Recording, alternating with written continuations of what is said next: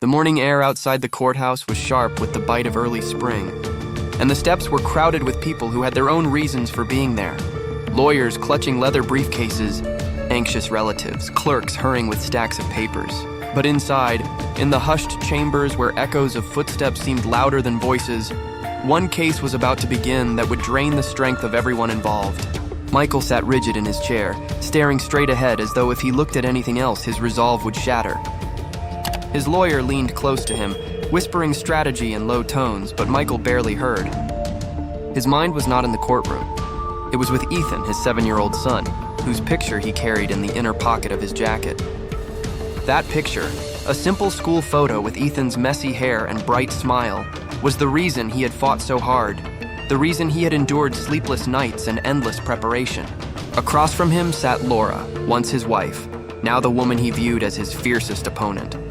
She dabbed her eyes with a tissue, though her jaw remained tight, her body held upright with a strength that belied the tears sliding silently down her cheeks. Their story had begun far from this cold courtroom.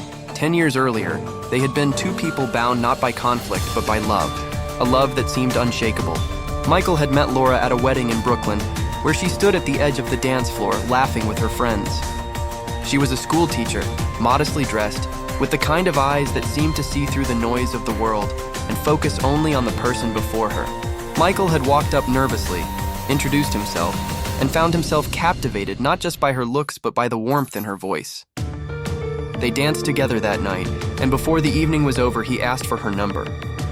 Their courtship was fast, filled with long walks in Central Park, late-night phone calls that stretched until dawn, and promises whispered under city lights. Within a year, they were married, celebrated by family and friends as the perfect couple. Their happiness only deepened when Ethan was born. Michael held him in his arms and felt his heart swell with a kind of love he had never known before. He promised, whispering softly into the newborn's ear, that he would protect him always. Laura, exhausted but glowing with the joy of motherhood, believed their lives were finally complete. Their small apartment was filled with laughter and the smell of home-cooked meals. They spent weekends taking Ethan to the park, pushing him on swings and watching him giggle as pigeons scattered before his little footsteps. Those years seemed golden, untouchable, as though nothing could break them. But time has a way of eroding even the strongest foundations. Michael's career in finance began to demand more of him. At first, Laura admired his ambition. She told her friends with pride how hard her husband worked, how determined he was to give them a better life. But as months turned into years, the long hours became longer, the business trips more frequent. Michael justified it all by saying he was doing it for them, for Ethan's future, but Laura felt increasingly abandoned. She was left alone to care for their son, to manage the household, to bear the weight of responsibilities Michael rarely seemed present to share. Small arguments over unwashed dishes and forgotten dinners grew into larger confrontations about neglect, about love, about whether they were truly a family anymore. Michael accused her of not appreciating his sacrifices. Laura accused him of choosing money over them. Their home, once filled with laughter, now echoed with slammed doors and bitter words. By the time Ethan turned 6, divorce was no longer a distant threat, but an inevitability. Papers were filed, signatures given, and they parted ways with heavy hearts. Yet the end of their marriage was not the end of their struggle. Custody of Ethan became the new battlefield, and both Michael and Laura stepped into that war determined not to lose. Michael believed that Laura's temper and instability made her unfit to raise Ethan alone. Laura believed Michael's constant absence proved he did not deserve to call himself a full-time father.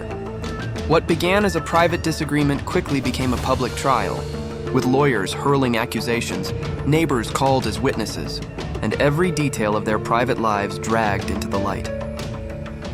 The first hearing opened with Michael's lawyer standing tall before the judge, his voice steady and authoritative. He described Michael as a dedicated father who had sacrificed his own comfort and time to build a secure future for his child. He presented financial documents, proof of Michael's steady income, photos of his spacious apartment in Manhattan. "Your Honor," he said, "my client can provide Ethan with the stability, education, and opportunities he deserves. Stability is not about presence alone. It is about building a foundation strong enough to last." Michael sat silently, his jaw clenched as the words echoed through the room. He believed them. He had always believed that his work was proof of his love. But Laura's lawyer rose with equal conviction, her voice trembling only slightly as she began. She described Laura as the heart of Ethan's world, the mother who had been there every morning to pack his lunch, every night to read him a story. She painted Michael not as a devoted father, but as a man who believed love could be replaced with paychecks. "Your Honor," she said firmly, "this child does not ask for a larger apartment or more expensive toys. This child asks for presence, for the warmth of a mother who has never once abandoned him. Love cannot be measured in dollars. Love is measured in devotion." Laura lowered her head as tears rolled down her cheeks, though she did not sob. Her tears were quiet, steady, the tears of a woman exhausted from carrying the weight of a fight she had never wanted, but could not walk away from. Witnesses were called. One neighbor testified that Laura was always the one walking Ethan to school, holding his hand tightly, waiting outside until he was safely inside. Another claimed to have heard Laura shouting late into the night, yelling at Michael, using words that no child should hear.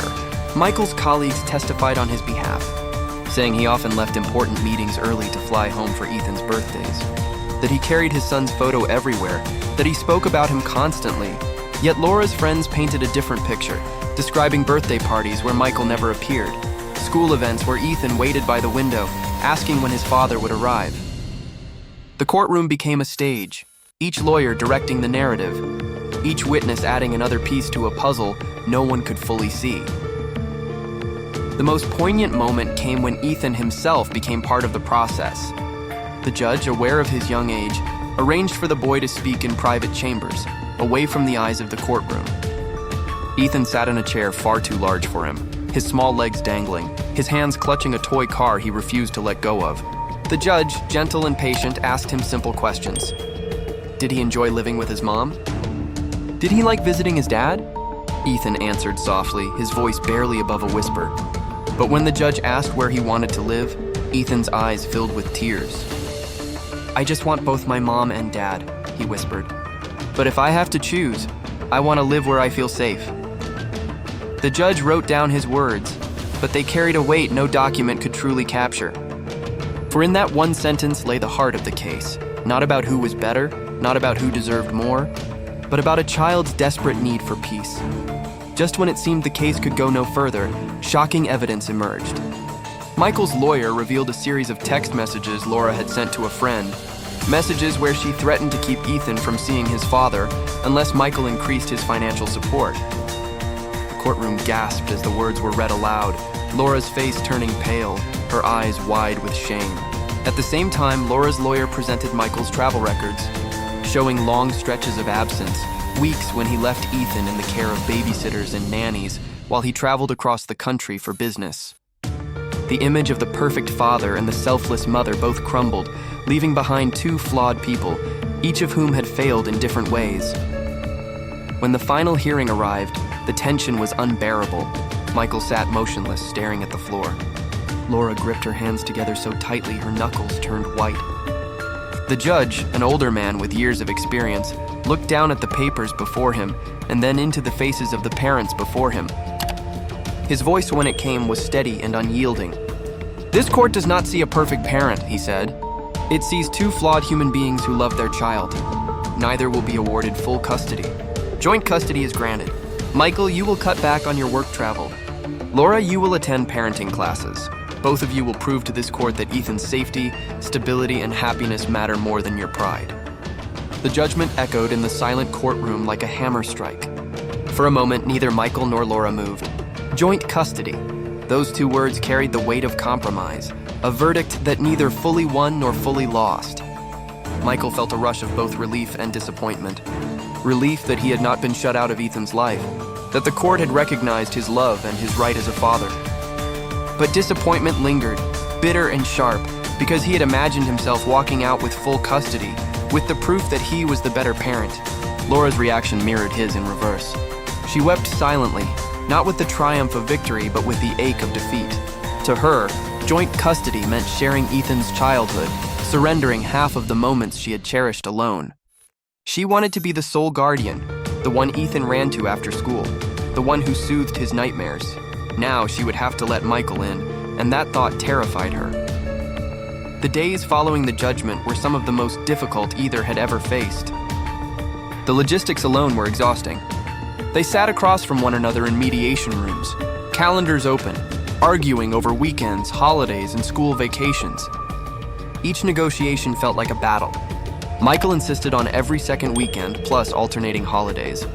Laura countered with longer stretches during the school year.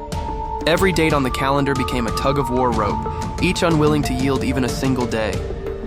Their lawyers urged compromise, reminding them that the court could step back in if they failed to agree, but emotions ran too high.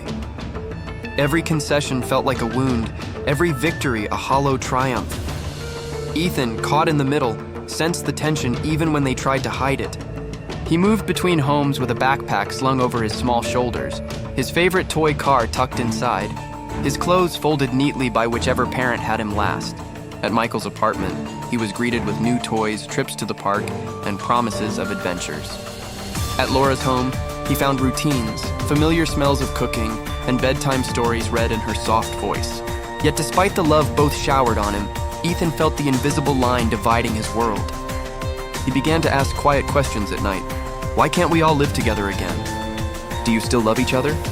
Each time the answers stumbled out, clumsy and unconvincing, leaving Ethan more confused than comforted. Michael tried to adapt to his new role as a joint parent.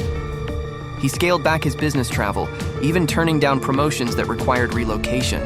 His colleagues whispered about the man who had once been relentless in his ambition, but now seemed distracted, softer, as though something outside of work mattered more. And indeed it did. Every evening with Ethan became sacred, every Saturday morning an opportunity to bond. He learned how to braid his son's shoelaces, how to cook simple meals, how to sit still and listen to stories about school. For the first time in years, Michael wasn't thinking about profit margins or stock reports. He was thinking about Lego towers, scraped knees, and the way Ethan's face lit up when he laughed. Laura, too, adjusted, but with greater difficulty. Sharing Ethan tore at her heart in ways she hadn't anticipated. The first weekend Ethan spent with Michael, she found herself pacing the apartment, unable to sit, unable to eat. She checked her phone constantly, hoping for a message, a photo, anything that proved her son was safe. When Michael finally texted a picture of Ethan smiling on a swing, Laura burst into tears, overwhelmed by both relief and jealousy. She had always defined herself as a mother, and now that identity felt fractured. But she was determined not to let her pain show to Ethan. When he returned home, she smiled, asked about his adventures, and listened carefully to every detail, even though each story reminded her of the moments she had missed. Court-ordered parenting classes became another layer in their new reality. Laura entered reluctantly, skeptical of being told how to raise her own child. But as the weeks passed, she found the sessions unexpectedly healing. Surrounded by other parents in similar battles, she realized she wasn't alone in her struggles. She learned new strategies for managing stress, for communicating without anger, for placing Ethan's needs above her pride. Michael attended his own sessions, though at first he treated them like a chore. Over time, however, he began to appreciate the perspective they offered. He listened to stories of fathers who had lost complete contact with their children, men broken by their mistakes, and he realized how close he had come to that fate. Each class reminded him that fatherhood was not about winning or losing in court. It was about showing up, consistently with love and patience. Despite their efforts, the conflict between Michael and Laura never fully disappeared. Exchanges during drop-offs were tense, conversations curt, small disputes flared into arguments. What Ethan should eat, what bedtime he should keep, which school events each parent would attend. Ethan, wise beyond his years, often tried to mediate. "It's okay, Mom," he'd say, tugging her sleeve. "Dad said I can still call you if I miss you." Or, "Don't worry. Dad, Mom packed my favorite snack for later." His innocence softened their tempers, if only briefly, reminding them that the true victim of their war was the child they both claimed to love above all else. As months turned into a year, the arrangement began to settle into a rhythm. Michael and Laura, though still distant, grew more accustomed to the shared responsibility. There were setbacks, of course. Michael once arrived late to a school play, missing Ethan's performance. Laura seethed, accusing him of proving her fears correct. Michael defended himself, saying traffic had been impossible, but the argument left Ethan in tears. Another time, Laura forgot to inform Michael about a doctor's appointment, leading to another heated dispute. Each incident threatened to unravel the fragile peace they had built. But slowly, through trial and error, they began to learn the art of coexistence. The most profound change came not from court orders or classes, but from Ethan himself. On his 8th birthday, both parents reluctantly agreed to host a joint party. They rented a small community hall, decorated with balloons, and invited Ethan's classmates. At first, Michael and Laura hovered at opposite ends of the room, avoiding each other's gaze. But when Ethan ran to the center of the room, laughing and shouting for both of them to join him, something shifted.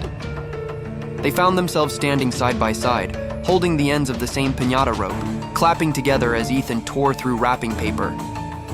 For the first time in years, they laughed at the same moment, their eyes meeting briefly with a flicker of the past.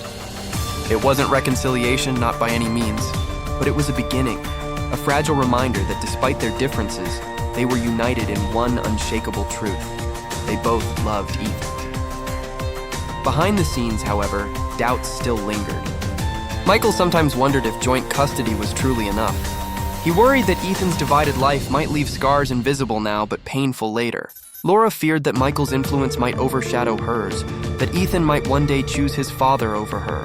And Ethan, though growing, carried within him a silent wish he rarely spoke aloud, that one day his parents would forgive each other, that one day he wouldn't have to pack a backpack every other weekend. The custody battle had ended in the courtroom, but in truth, it had only just begun.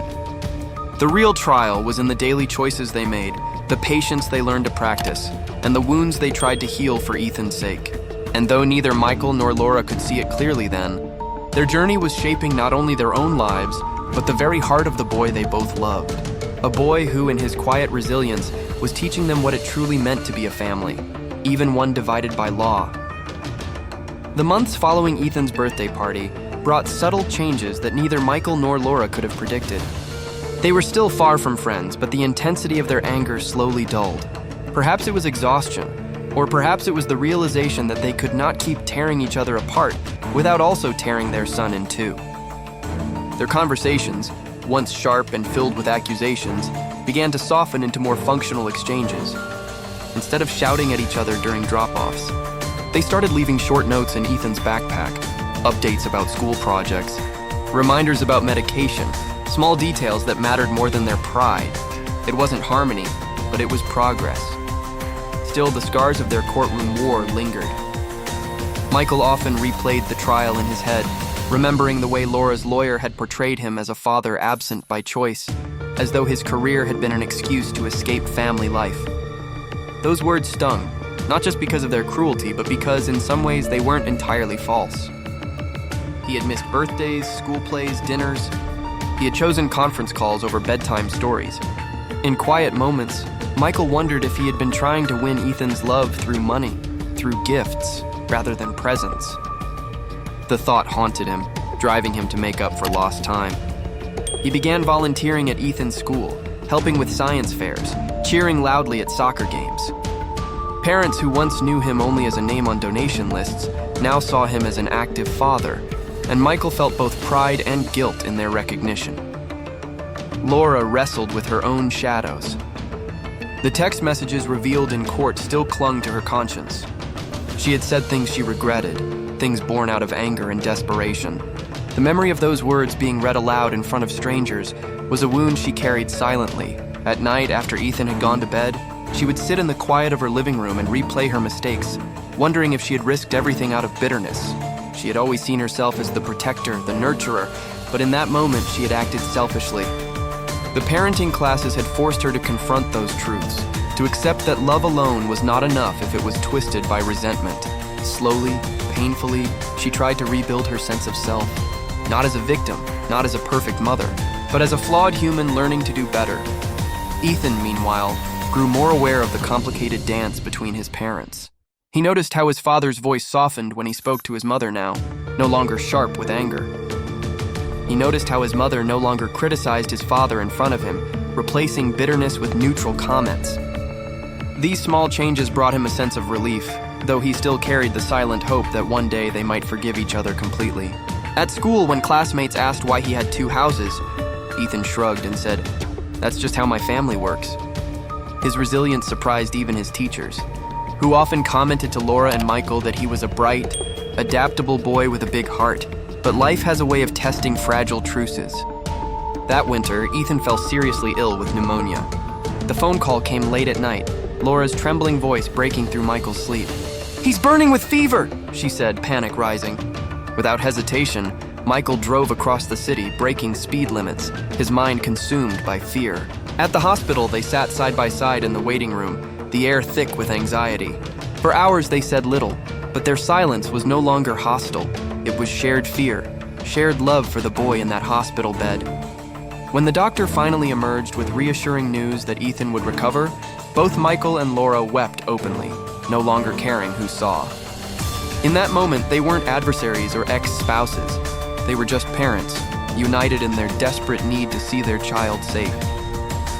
The days in the hospital became a strange kind of reconciliation.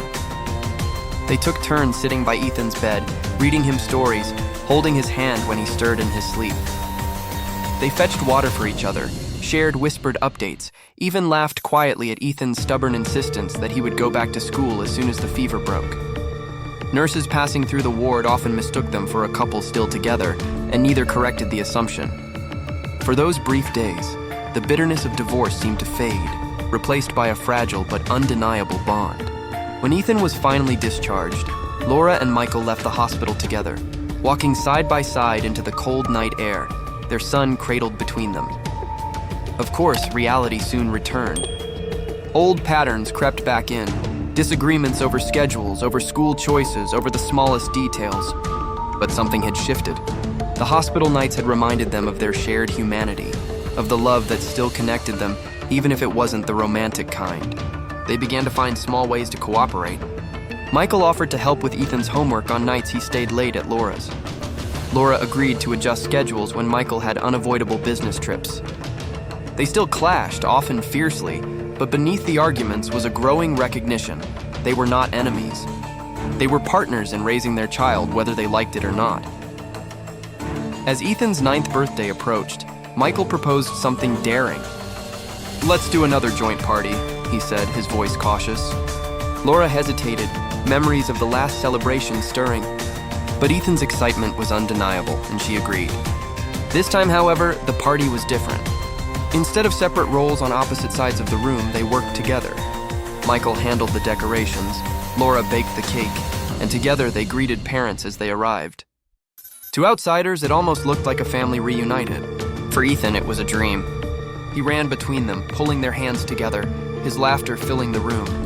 In that moment, Laura and Michael exchanged a glance that carried no bitterness, only the quiet understanding that, in their son's eyes, they were still a family, even if broken.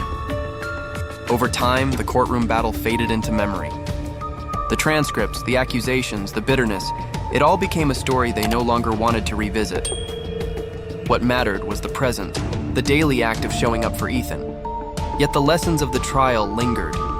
Michael never forgot the sting of being called absent, and it drove him to be present in ways he once hadn't been. Laura never forgot the shame of her exposed messages, and it made her more mindful of her words, more careful not to let anger dictate her choices.